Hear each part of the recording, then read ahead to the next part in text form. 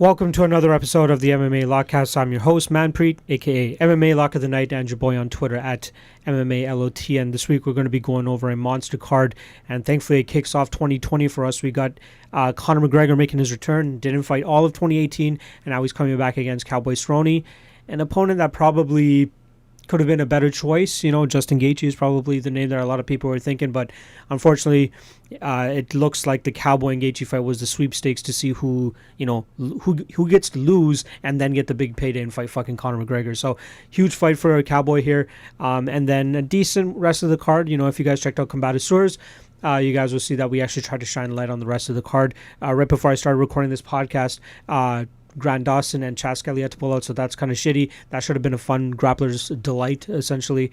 But we still get the rest of the card. And as you guys notice, I'm obviously back in Big Rob Studio, so obviously he's in the house. Yeah. I had to bring him on for the casuals, obviously, because we got... it was pretty much everybody did their 2019 awards, KO of the year, knockout of the year, fight of the year, submission of the year, blah, blah, blah.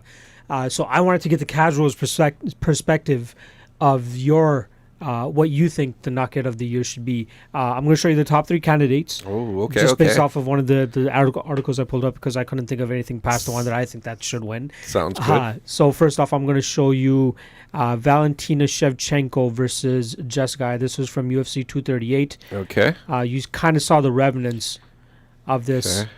Oh, are they showing replays now? How far did I go into? Oh, okay. Here we go. It should happen very, very shortly.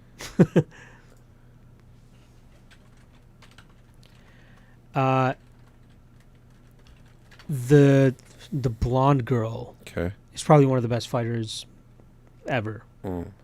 At least women fighter. Whoa. You kind of missed it, didn't you? No,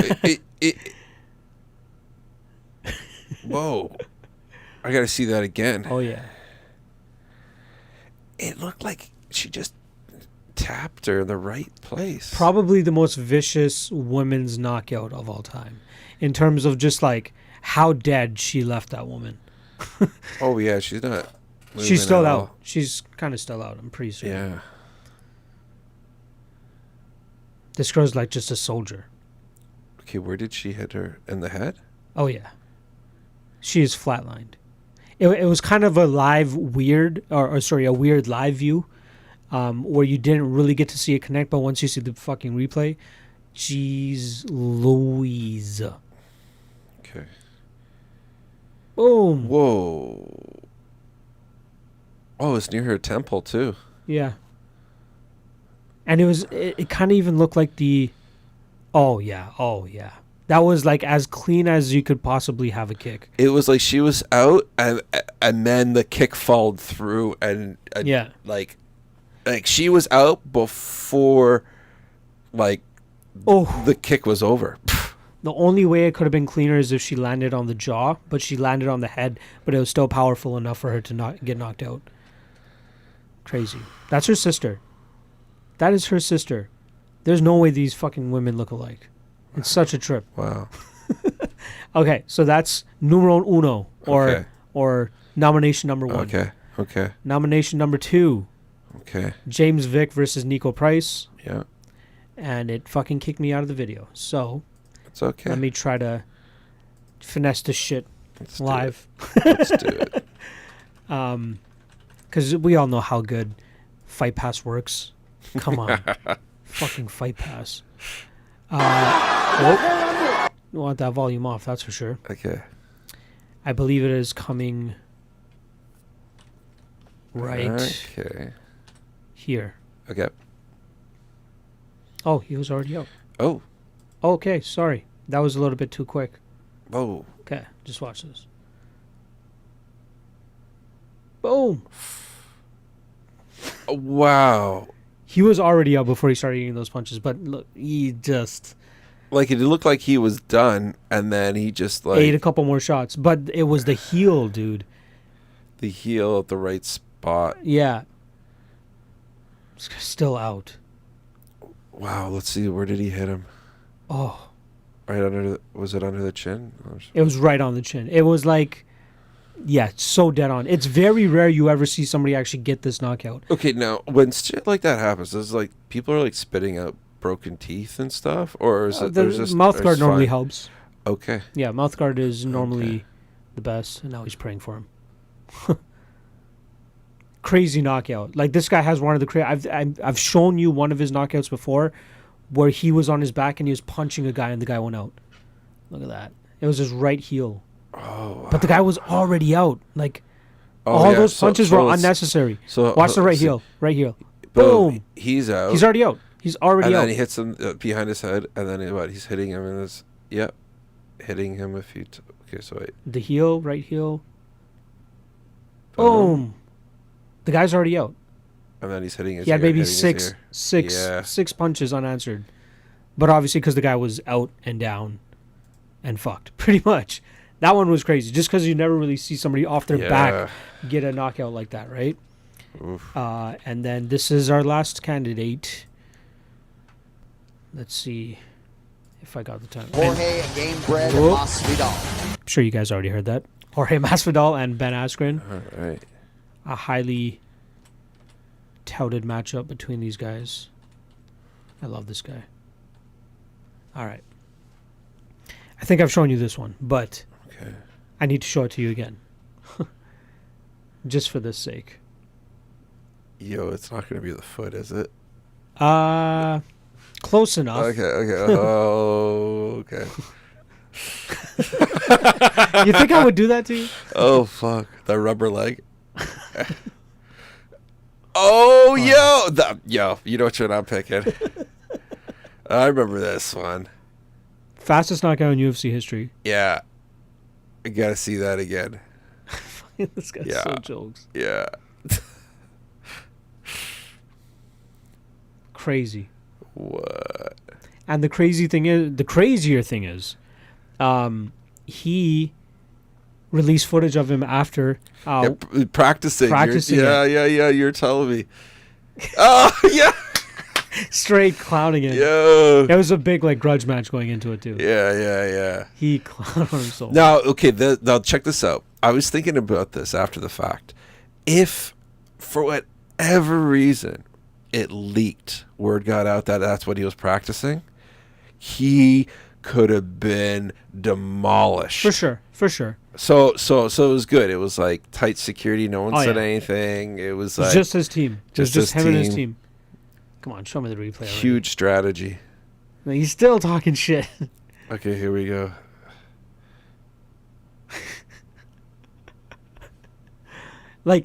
He started the fight off But he that didn't- way with his hands behind his back, even in the training Yeah, footage. Yeah, like He wanted him to lull him to think, okay, he's just not coming out that fast. Right, And then and he comes walks up- slow. And then he quickly reacts by trying to go for a takedown because that's that guy's game plan is to try to take you down. He really sucks at striking, so everybody knows he wants to wrestle. So he knows his main instinct and his impulse is going to be to shoot, which is to go for the takedown. And this guy knows that, so he lulled him into it and just went straight for the flying knee. Oh, it landed so fucking clear. oh, and the knee hit him right in the chin, and then he hit him twice.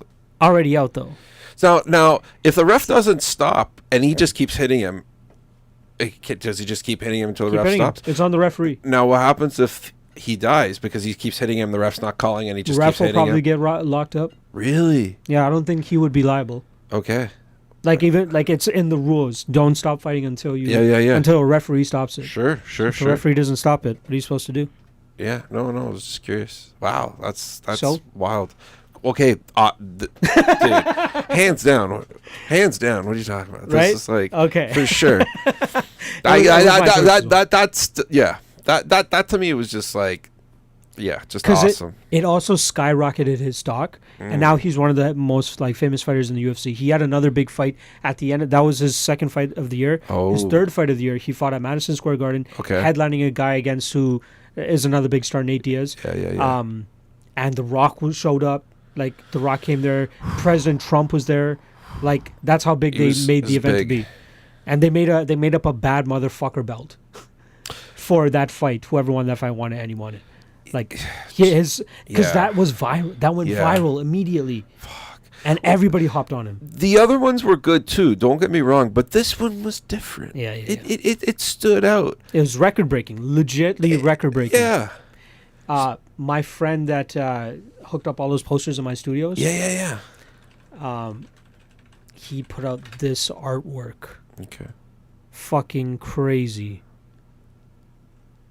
Where is it? It is I this hope one. I hope he shows it like he's mid. Oh, he did. How sick is that? And there's a record and it's being broken. Shit. Right? And it has the 5 seconds in there. Holy shit. How sick is that? I love it. Right? I love it. He fucking sold that shit like hotcakes. Well, he totally captured it. It's perfect. Can't say anything else about it. I'm going to get him to give me that one. Fuck. I got to put it up in the studio. 5 seconds, yeah. Fucking crazy. All right. Thank you, Big Rob. I got to get into this fucking show. Cool, brother.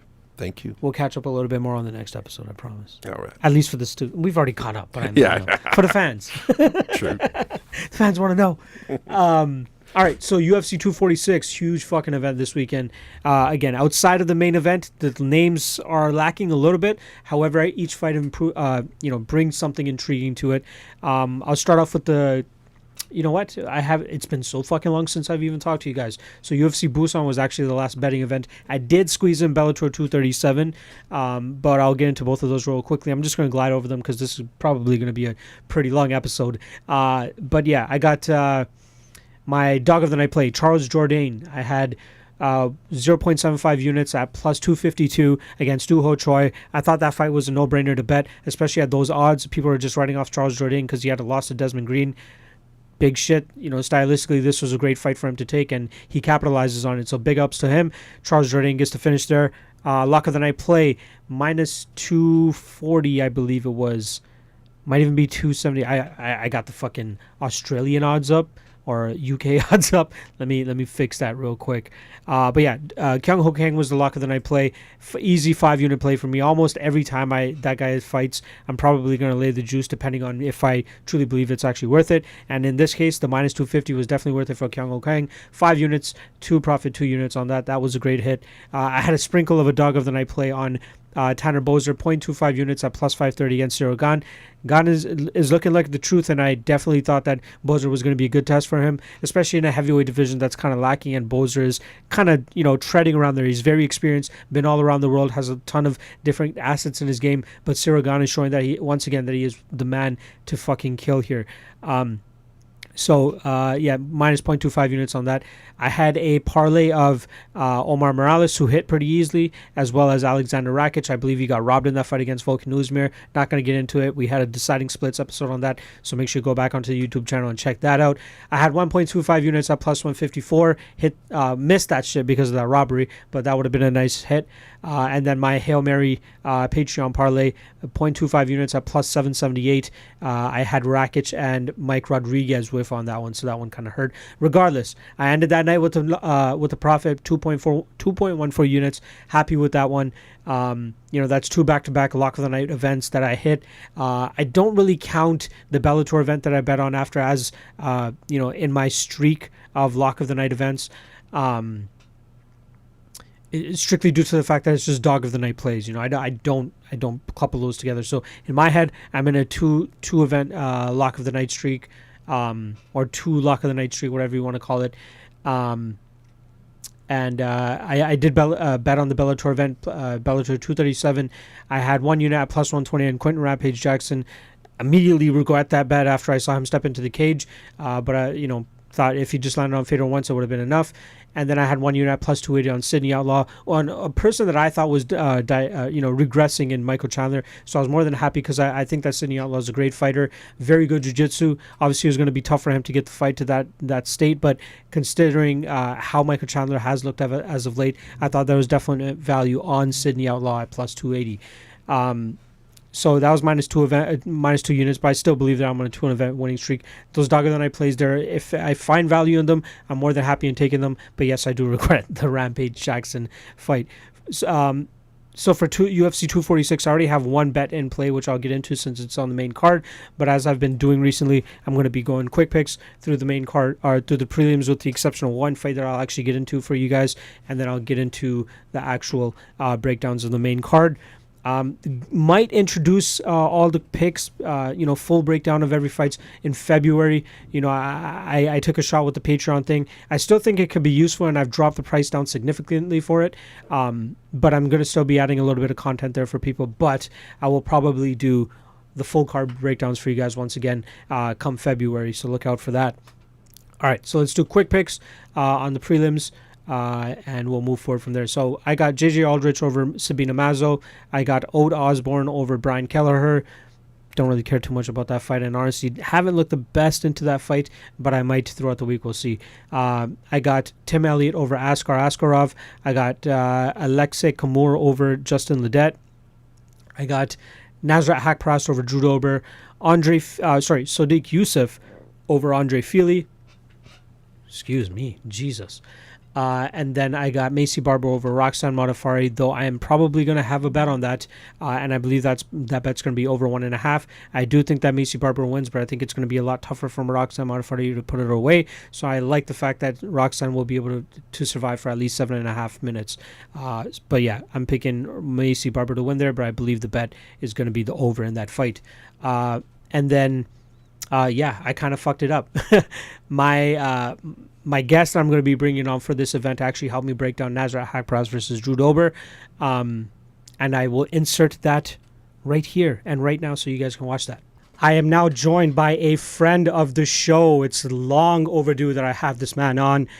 We've been pretty much going at this game for a long time together. Since I came into this game, me and him have been really good buddies. We've been partnering on a lot of shit now too. You guys can find him at Newsome_MMA on Twitter. Newsome.co.uk is his website, and he is the co-owner, analyst, and handicapper at MMAplay365.com. Newsome, what the fuck is going on, my man? Thanks for having me. How we doing? Good.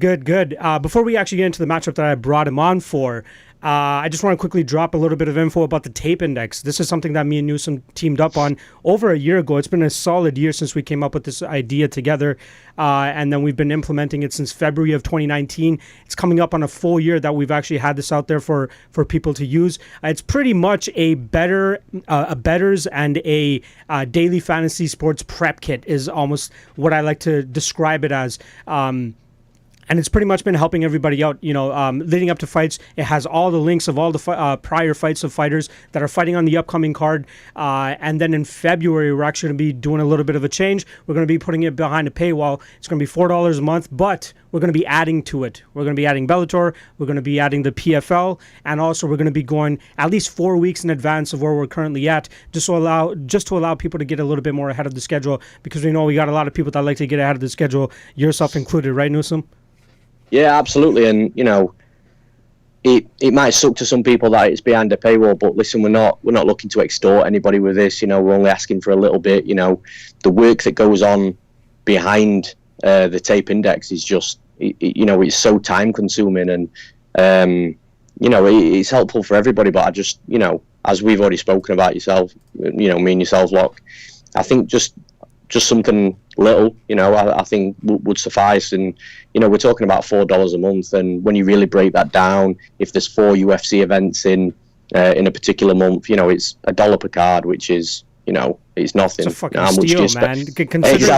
Considering how much time it's really saving people, and even ourselves, like, we're the ones that put it together, but once it actually comes down to using it, it's so much easier than fucking even Fight Pass. Like, their search tool is pretty broken. If you type in Nate Diaz versus Anthony Pettis, you should expect it to be the first thing that comes up, but it's kind of not.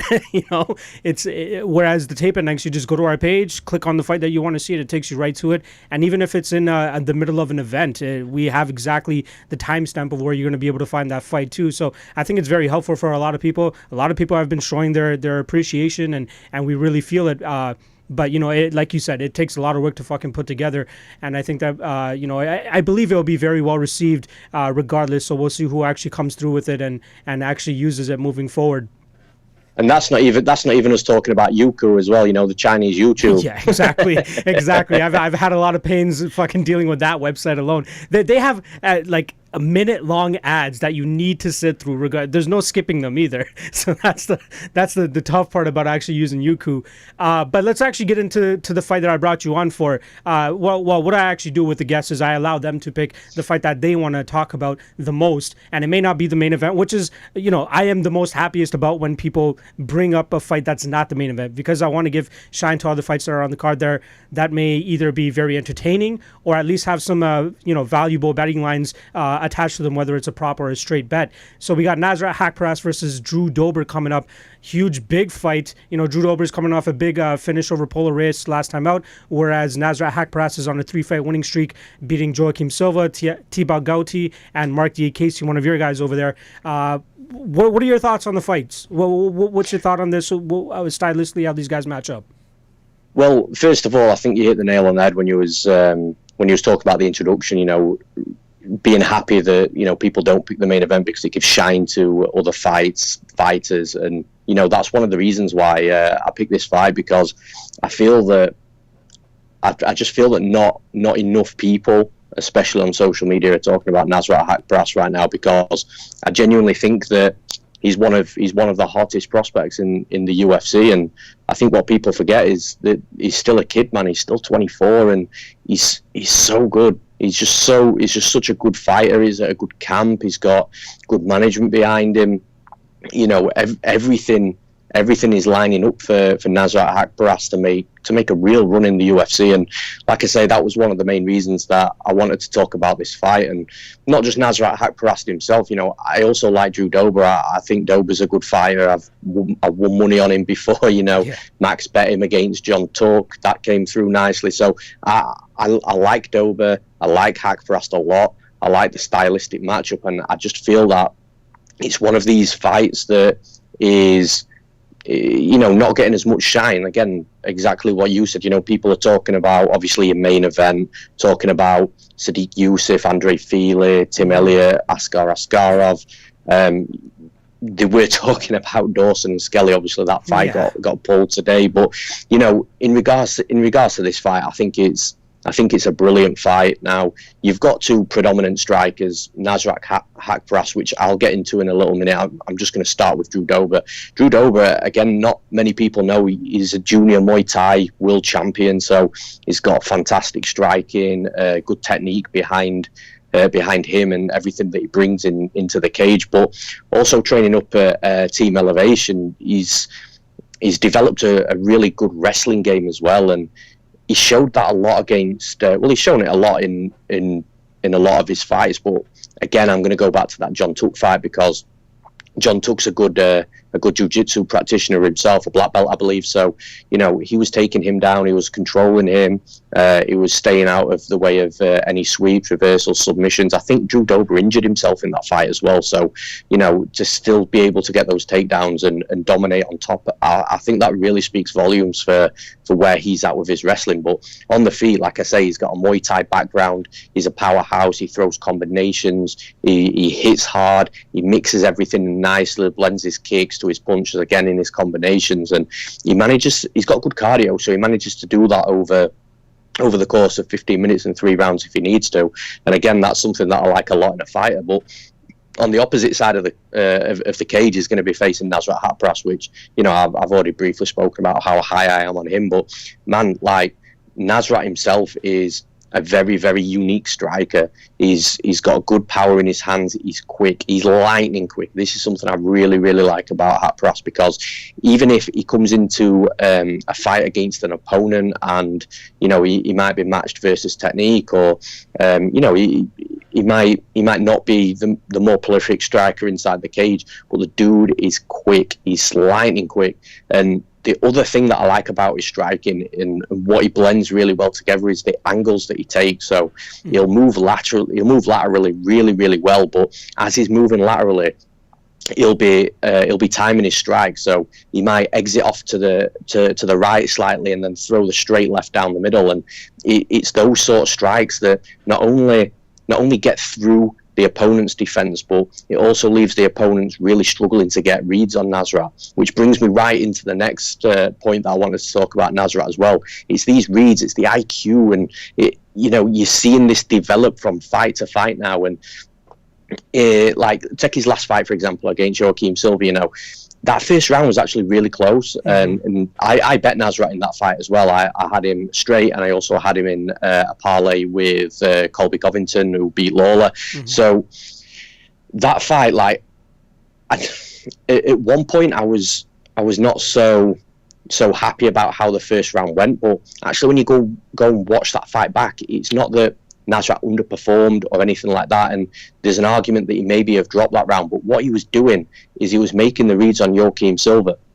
And you know, the one downfall, I mean, remember, like I've already said, this kid's 24, so he's still making developments, he's still got improvements to make, and one of the improvements is when he is making these reads like he was doing against Joaquim Silva, he can't find himself going down on the scorecard. He's got to remain active, he's got to be doing something, got to be more defensively aware while he's making these reads. But the bottom line is, this 24-year-old kid was making reads on a fighter who, again, in Joaquim Silva, I've made money off him.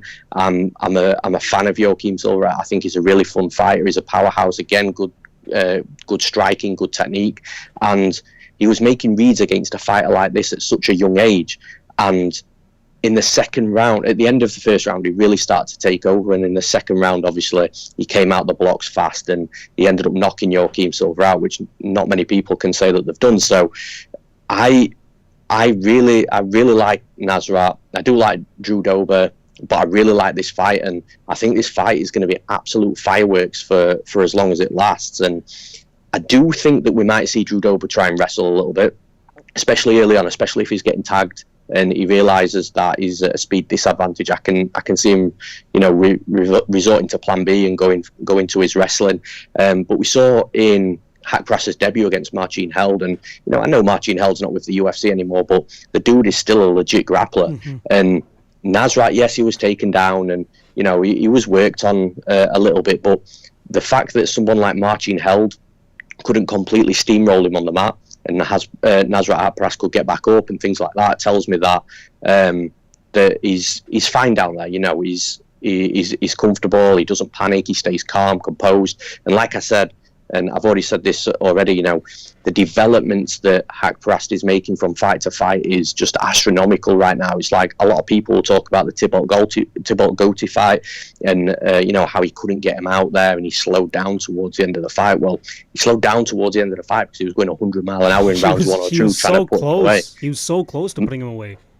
Man, I don't know how he didn't, you know, and that's props to Gotti, because he stayed in that fight, and you know, he must have gone to the deepest of depths to manage to remain conscious and keep that fight, you know, relatively competitive, shall we say. But yeah, I really like the fight, and like I say, I do see a little bit of wrestling coming into it once Drew Dober realises how quick Haqparast is and if he's getting tagged up. But I do think the fight's won and lost on the feet, and for that reason, I have to favour Haqparast. Now, don't get me wrong, like, Drew Dober hits hard. If he catches, if Haqparast is a little bit complacent on the feet and he gets caught, then you know, it's gonna be a night over, lights out, you know. But when you're looking at this fight, I just think if the fight is won and lost on the feet, which is where I believe it will be, I think you've got to look at speed, combinations, power, movement, and I just feel that Nasrat is just better in all those facets of mixed martial arts and what Drew Dober is, and like I've already mentioned, specifically the speed. And I feel that, you know, a lot of people may think that there's not much value left in Haqparast, because he did open at sort of like minus 190, minus 200. But I still think there's value on his line at around minus 300 now. It's probably not something that you play straight, but at minus 300, that's a really good parlay piece to bring, you know, a good parlay line together, combined. Now, the only problem you've got with that is who do you parlay him with on this card, because you know, it's a really tough card to bet. But man, like I say, I think there's still value at around minus 300 from a parlay piece perspective on Nasrat Haqparast. I think he's gonna have developed more in this fight than what he did in his last fight, and he's on a roll. And I think at some point in this fight, I'm not sure whether it'd be the first round, because like I say, I do anticipate a little bit of wrestling from Drew Dober, but I feel that Nasrat's gonna land that left hander. I think he's gonna put Dober out. So yeah, I've got Nasrat Haqparast to win by knockout. A couple points about the guys before we continue on with it. you're talking about how Drew Dober's base is pretty much Muay Thai, and he came up from that. He's one of the few fighters, kind of like Enrique Barzola, who came out with like a striking style, but has developed a wrestling and grappling game that has been, very successful for them in past fights. And I love the fact that you brought up the whole Nasrat Haqparast part in terms of, him downloading his opponents in that first round and then trying to, put it together in the second round. And it's almost like an Anderson Silva type of thing. And I believe one of the commentators actually picked it up in that fight as well. I think it was Cruz or DC in the Joaquim Silva fight. They're like, okay, it looks like Nasrat's kind of just trying to figure out what Joaquim's going to do. And then, explode after that. It's weird how Nasrat fights, because he's not the biggest guy at that weight class, but his upper body is just so large and his shoulder length is so wide that he still fights long, and he's able to evade these guys with their punches and move in and out, slip these punches, and his head movement is fucking beautiful. Not to mention that, it's not often that we see GSP in the corner of a guy. The last guy I can remember him consistently in the corner of is Francis Carmon. And, that was a while ago. But, if GSP is actually taking the time out of his day to corner a guy like Nasrat, you got to think that he really sees something in this kid. And him being only 24 years old is freaking nuts to me, considering the type of the striking and the style and the composure that we actually see from him in these fights. It's mind-blowing to me. I love the kid. I think he has like top 5 potential as long as he continues this slow rise up. I think Drew Dober is the perfect opponent for him in this situation. This will be hopefully his 4th straight victory. Dober is a tough out. If anybody's going to be able to bring it out of Nasrat, I think that at this stage it is Drew Dober, and he's coming off a pretty big win over Polo Reyes as well, where he stiffed him in pretty much a minute. Is there any other the line that's most intriguing to me for this fight? I believe I'm actually going to play as well, is the under 2.5 rounds. I'm kind of happy that they actually stuck it at 2.5 and not 1.5 at plus 160. I think there's immense value there, considering that as long as Nasrat's able to get up off the ground, which I believe he will be able to, just as you do. I think Drew Dober is going to kind of be forced to strike, and if both guys throw bombs, and I'm if you're giving me 12 and a half minutes to see if a guy's going to fall or not, I'm completely in, especially at plus 160. What do you think about that prop? Or sorry, that total, I should say. Yeah, I think it's a good line, and I also like the fight doesn't go the distance line as well. I think it was around plus 135 last plus time. 135 currently. Yeah. So I personally take the slightly worse line to get the extra 2.5 minutes. That's just me, just because the amount of times that I've been stung by a second, or I'm not even going to go into that, because I suppose you don't have the time on your podcast. But listen, I'd take the extra 2.5 minutes and take the slightly worse line, because you're still getting plus money, and it's good plus money as well, because that also gives you the other side as well. Like I mentioned when I was breaking this fight down, if Drew Dober is going to win this fight, it's going to be via knockout. That's his biggest path to victory. And can he catch Nasrat and put him down? Absolutely. I think that some parts of this fight is going to be fireworks, and when there's fireworks, any man can go bang. So yeah, the under 2.5, I think that would probably cash, but for me, I also think fight doesn't go the distance at plus 135. Giving yourself the extra 2.5 minutes. But yeah, I like it, man. I think it's a great fight. It's one of the ones that I'm really looking forward to. I was really looking forward to the Skelly and Dawson fight as well. And unfortunately, that just pretty much got scrapped a couple of hours ago. So that's a shitty part as well. Is there any other fight? I spent a long time on that fight as well. I saw one of our guys on Twitter actually tweet out, I'm about to get into the Skelly and Dawson tape. I'm like, ooh, I DM'd him right away. I'm like, I don't think you've been you're privy to the news right now. Yeah, for sure. Saving a brother, man. Exactly. I think Tim Elliott and Askarov is going to be absolutely wild. I think it's going to be a lot like the Elliott and Smolka fight, and I think it's going to play out in a similar fashion. I think the result's going to be quite similar as well, with Tim Elliott winning. So, but I'm really excited for that. I just feel that no matter who goes for takedowns, because again, a lot of people are talking about Askarov being the one that takes him down, and yes, he took Brandon Moreno down 4 times, I think the stats say, but you go back and watch his entire career, because it's all available to watch, especially via the tape index. Another plug there for us, man. But yeah, you go back and watch his career, man. He doesn't shoot a lot of takedowns. He's more of a reactive guy once the takedowns come in on him, and Tim Elliott is lands sort of like on average over 4 takedowns per fight. So I assume that he's probably going to be the one more active with his takedown offense. But even if he is taken down, he's a live wire on the mat. As soon as that leg's taken, or as soon as his butt's on the mat, that's it. He's off. And Askarov's a good scrambler, a good grappler as well. I just think it's going to be a really, really fun fight, and it really wouldn't surprise me if that was fight of the night. Unless the only way I can't see that happening, no matter what happens, is if McGregor and Cowboy is a good fight, because that main event, especially with the high profile fighters that's on showing, will usually take that. We'll take that fight of the night. But is Elliott and Askarov a fight that you got into your podcast? Yeah. All right, so don't give all the goodies away here, man. Don't give all the goodies away here. It's all good.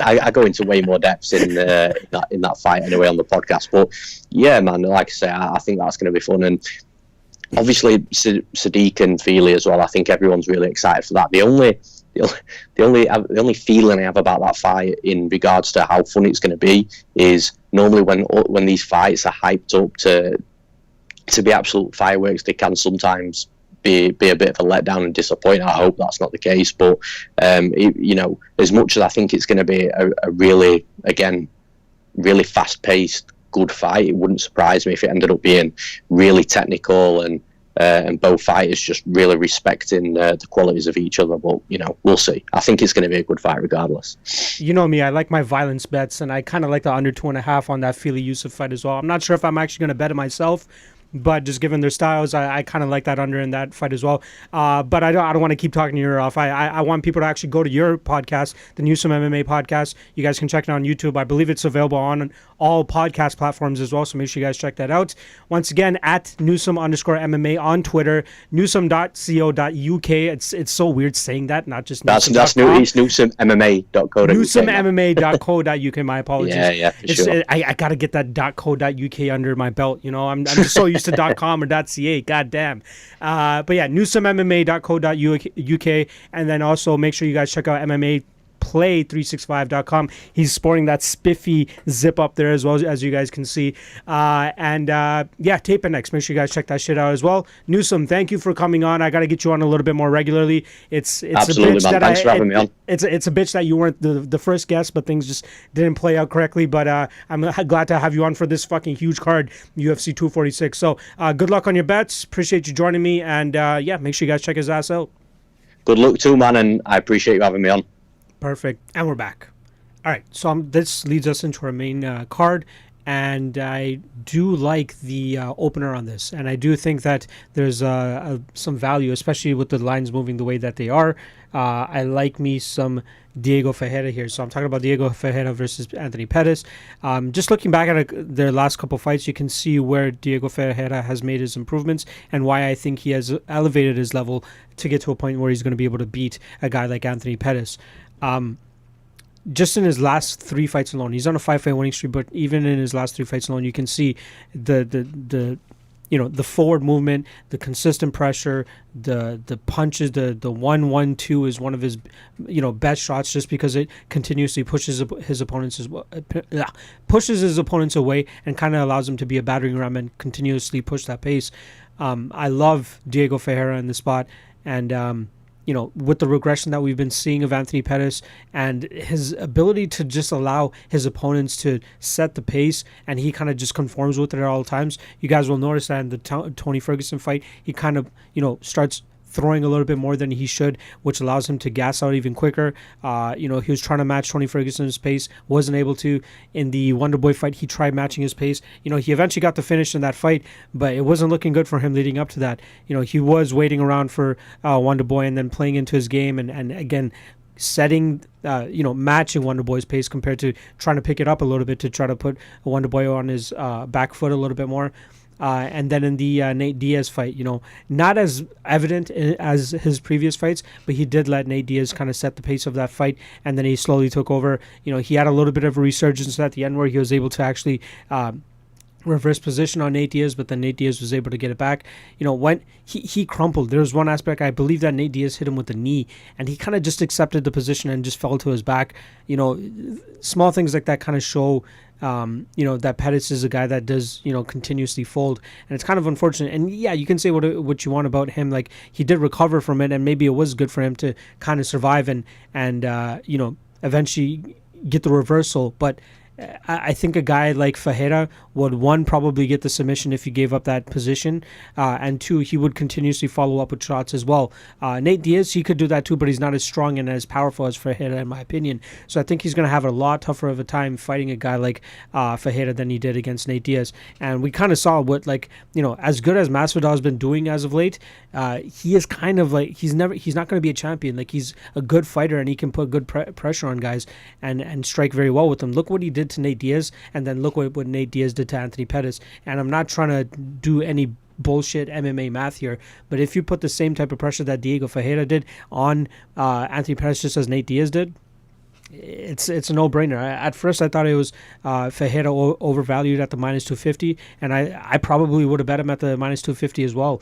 I like him even at the minus 224 he's at on Sportbet.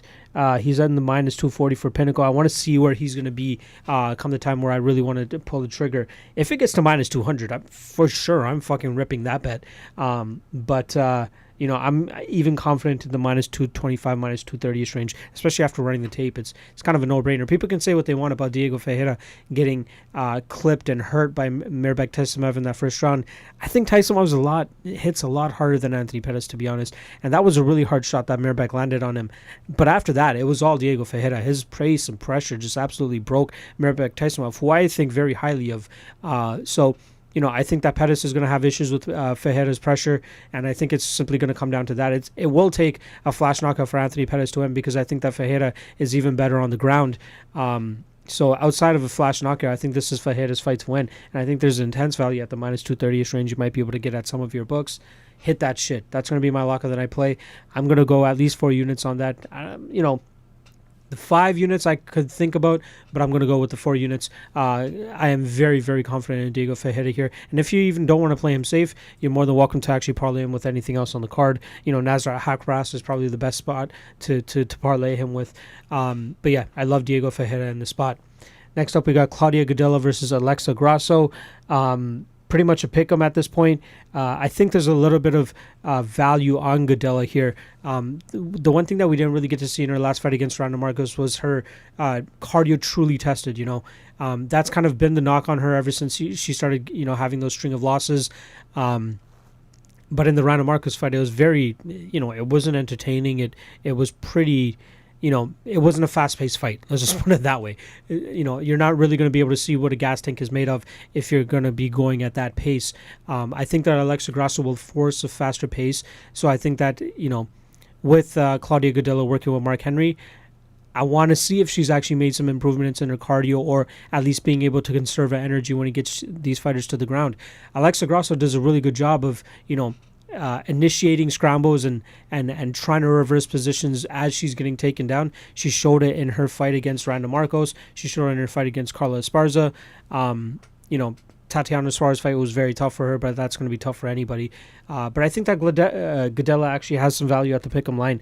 I'll always favor the grappler over the striker, but the cardio is slightly the issue of cardio is slightly slacking on Claudia's side, so it makes me a little bit more hesitant to put the money on Claudia. And with how easy it seems to be able to take down Grasso. I think that's a little bit of a concern, especially with a strong girl like Claudia. I'm going to side with Claudia here. I think she does have value at the pick'em line that she's at. I may possibly place a bet on her later in the week. Not 100% sure yet, but it's definitely something that's on my list. Grasso just needs to shore up that takedown defense, and even then, if she's able to at least, her get-ups are decent. Some of her reversal attempts are pretty good too.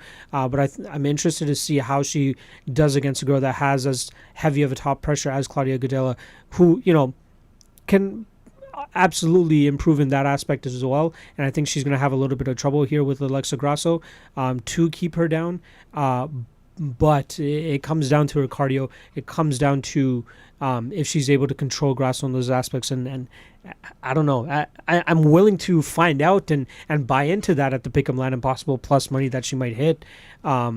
But as of right now, I'm kind of staying away from it. The plus money might change my mind, but we'll see. And even at most, it will probably only allow me to drop at least 1 unit on it. Not really into that. But yeah, I'm going to take Claudia to win by decision. Next up, we got Alexey Oleinik versus Maurice Greene. Pretty simple fight here. I'll break it down a little bit. Like with Maurice, let's see what the odds actually are. Maurice Greene -135, +115 for Alexey Oleinik. Greene has shown that he's one of the more light-footed fighters that are in the heavyweight division. He likes to move around a lot. He likes to flash his kicks a lot out there. I think obviously he's going to be the faster fighter here. He has some power in his hands. He was able to put away Junior Albini, but then in the fight after that, he got finished by Sergey Pavlovich. Alexey Oleinik, on the other hand, had some success, a little bit of success against Alistair Overeem, who's been known to be chinny, but then absolutely gets starched against Walt Harris in the fight after that. And even the Alistair Overeem fight, he lost that. The kind of shitty part in that fight for Oleinik, when he did have Overeem against the cage, he was literally trying to hold Overeem with his left hand and then throw bombs with his right hand, and it was just going so slow. Overeem just seemed to just be shelling up well enough to be able to withstand that barrage, and then he took over with knees and ground and pound to finish that fight. I think Oleinik could make Maurice Greene crumple, and I think he does have the advantage in the jiu-jitsu as well. And Greene is not considering heavyweights, he's not the biggest slouch on the ground either. He's just not Oleinik level. People are kind of banking on Maurice Greene's speed and ability to keep this fight on the feet to get the victory here, and being the younger guy. I can see that. I like how he's able to keep fighters away with his front kick. I like that he, kicks as much as he does.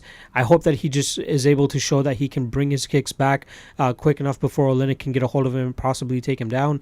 I favor Greene here. I see why he's the favorite. Not a fight that I'm really looking to bet on, to be honest, either. It could, both guys could fucking gas each other out, and they could be leaning on each other. So I think the fight doesn't go to decision at -675 is a little bit outrageous, but I don't feel the need to bet the +450 on this for the fight goes to decision. And even the one under, the over under 1.5 rounds, I think that's a little bit sketchy. It's -165 right now. These guys could easily gas each other out and not finish each other. So I like Greene here to get the TKO over Oleinik probably in the second round, but it's a very risky fight. I don't trust Greene. I'm going to be honest about that. I don't trust Greene at all. So I'm taking Greene, but I don't trust Greene, nor do I think that Oleinik actually pulls it off here either. All right, next up, we got Holly Holm versus Raquel Pennington. This is actually a fight I do already have a bet on. I have 2.5 units on Holly Holm. Why do I have 2.5 units on Holly Holm? One, they've fought each other and before, and she's won. That is a very small reason, as to that was close to 4.5 years ago, maybe 5 years ago now. She won a split decision. I think she easily won it. Holly Holm, I think she easily won that fight. Should not have been a split decision. And a lot of people think that, oh my God, there's a split decision on here. So the fight is probably close. And Holly Holm is getting older. Raquel Pennington has probably only gotten better because she was the younger one. Raquel Pennington will probably win now, which is why I think the line is getting as close as it is. It seems to be stretching a little bit further now. I got it at -122 or -121. Now it's at -130-ish, -140-ish at more books. So I'm thinking people are slowly starting to hop on the Holly Holm train again. But there's certain reasons as why I believe that Holly Holm is going to win. Raquel Pennington, she did beat Irene Aldana last time around, which is a big win now, considering that Aldana was able to starch Caitlin Vieira in her return. But I think that there are certain things that Aldana and Holm do differently that will allow Holm to get the victory here. Aldana was kind of accepting position against the cage, being clinched up against there, and Raquel Pennington able to land pitter-patter shots and show off her control to steal those rounds. Holly Holm in her fight against Pennington was always searching for the underhook, trying to, maneuver Raquel Pennington and change positions and even just get off the cage. She was a lot more alert and willing to do that than it seemed that Irene Aldana was. And I believe that Holly Holm is the better counter-striker fight IQ-wise, and and even power. Her left head kick, I still think, has a lot of power behind it. So I think that should give Raquel Pennington some problems as well. But I think that Pennington, continuously crashing forward, she has improved. I'm not going to say that she hasn't improved. She definitely has improved since she fought Holly Holm last time, and is coming up short against, the GOAT in Amanda Nunes, and then Jermaine Durandamy, which was, a very tough fight for her as well. But it's going to take fighters at that striking level to be able to beat a girl like Raquel Pennington, and I think that Holly Holm is that level. I put her in the Amanda Nunes and Jermaine Durandamy level, and you can say what you want about Holly Holm losing that fight against JDR. There's a good case that she probably won that fight, and the fact that it just shows you that she's still able to maintain that level is more reason as to why I think she still beats Raquel Pennington even 5 years after they fought the first time. There is the argument out there, oh, she's regressing. After she knocked out Ronda Rousey, she's only 2-5. She lost to Miesha Tate, which was a weird fight. She probably was winning that fight going into the 5th round. Valentina Shevchenko, probably one of the best fighters out there right now. Jermaine Durandamy, no fucking bones about losing a fighter to, a striking battle to Jermaine Durandamy. Betch Correia, obviously she should beat her. Chris Cyborg, it's fucking Chris Cyborg. Raquel Pennington is no Chris Cyborg. Megan Anderson, she was able to get away with that victory with just wrestling. Amanda Nunes, another GOAT. It's tough for me to see how the fuck Holly Holm loses this fight. The only thing is if judges were seeing Raquel Pennington's forward movement, but I think that she's going to be getting hit quite a lot. I think that whenever Raquel tries to initiate the clinch against the cage, Holm is going to be able to dig those underhooks and get out. And then whenever Pennington continues to crash forward, that's Holly Holm's game. She wants to counter you. She will set up a beautiful counter, and I think she'll land often enough on Raquel Pennington to sway the judges, to land the more damaging shots, and get the victory here. So I'm 2.5 units confident on her. I got -122. I might even sprinkle another unit. Not 100% sure yet, but we'll see where the line goes. It seems like it's trending in the worst direction, so I might just keep it at the 2.5 units. But I love Holly Holm in this spot. And even when they were first booked earlier in 2019, I was eyeing that bet. It was around like -160 before it got canceled, and I was happy with that line. And then as when this one got announced and people were betting Raquel Pennington and getting that line closer, I was fucking mystified. So maybe I'll eat my words next week and Holly Holm actually goes out there and gets knocked out or some shit, but I don't think she's truly regressed to the point that she's going to lose to a girl like Raquel Pennington. No disrespect, Raquel. All right, that's just getting us to our main event. Conor McGregor versus Donald Cowboy Cerrone. Simple. There's a reason Conor McGregor is fighting Cowboy. This is probably the easiest high-profile fight that he can have, and I think that he's going to show as to why, this is the perfect fight for him to come back to, at least just to get maybe even a highlight reel victory, and move on to possibly get a title shot. Such bullshit if that happens.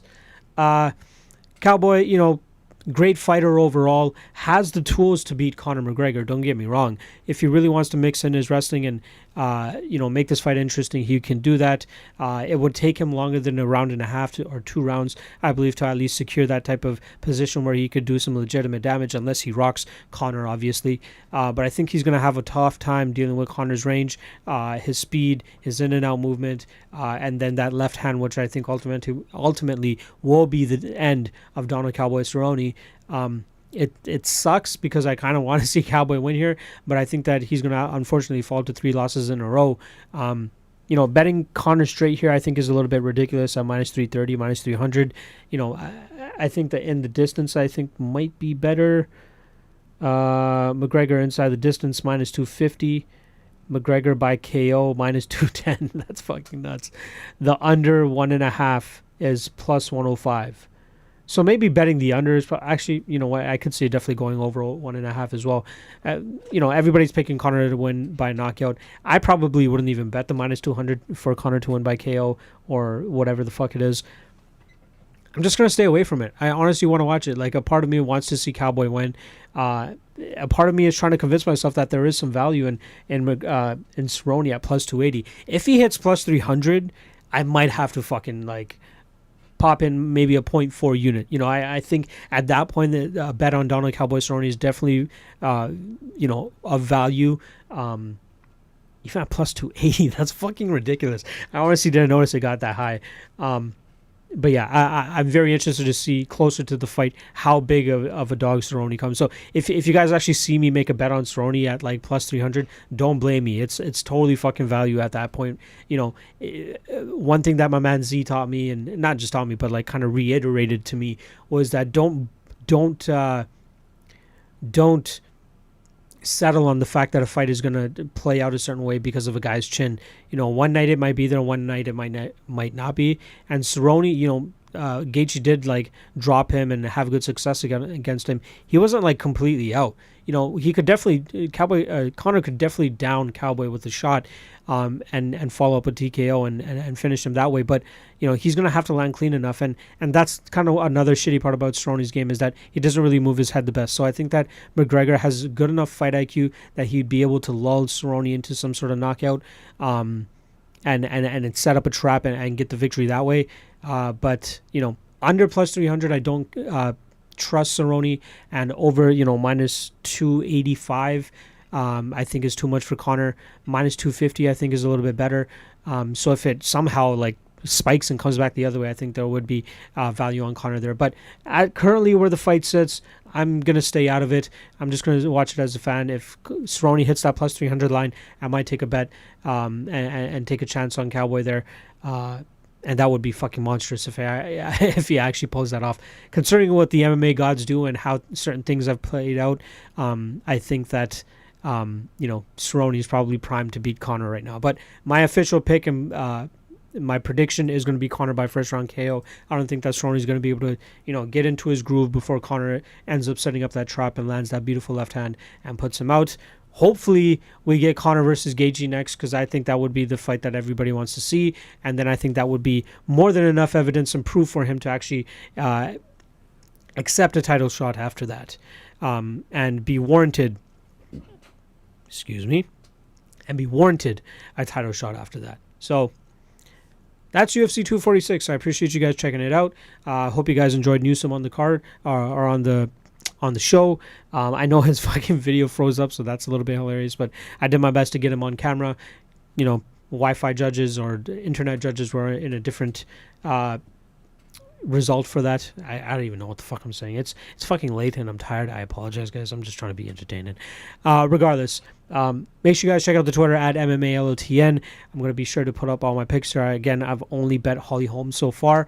Make sure you guys check out the website, www.mmalotn.ca.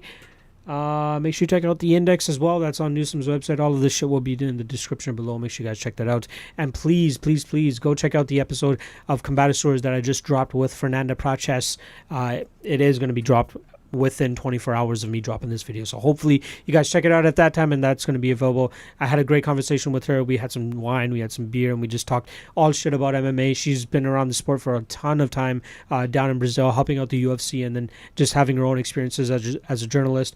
I think it was a fun conversation, and I hope you guys enjoy it too. Good luck on UFC 246. I'll see you guys again next week for, I believe it is JDS and Curtis Blades next. Looking forward to that. And from what I remember, skimming the odds for that, there's a lot of fun lines on there and a lot of intriguing lines, which I can't wait to get into for you guys next week. But until then, gamble safely. I'll see you guys next week.